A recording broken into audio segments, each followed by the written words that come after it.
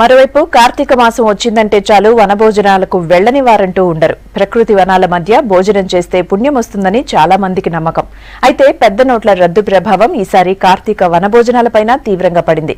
చేతిలో డబ్బులు లేక చాలా మంది ఇప్పుడు ఆ ఊసే ఎత్తడం లేదు.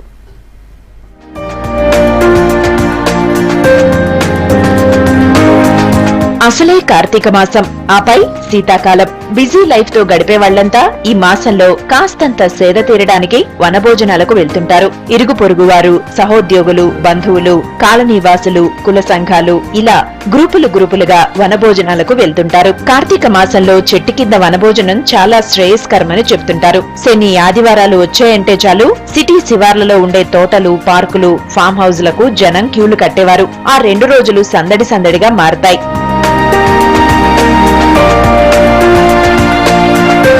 రాష్ట్ర టూరిజం శాఖ కూడా ప్రతి ఏడాది కార్తీక మాసంలో వికారాబాద్, వేములవాడ, వరంగల్, పంచారామాలు లాంటి పుణ్యక్షేత్రాలు చూసొచ్చేందుకు ప్రత్యేక ప్యాకేజీలు కూడా ఏర్పాటు చేస్తుంది. చాలా మంది సిటిజన్స్ ఈ ప్యాకేజీల్లో పుణ్యక్షేత్రాలను చుట్టొచ్చేవాళ్లు. కిందటేడాది ఈ ప్యాకేజీలతో దాదాపు 9 లక్షల రూపాయల ఆదాయం కూడా పర్యాటక శాఖకొచ్చింది. కానీ ఈసారి 30% లాభాలు పడిపోయాయి.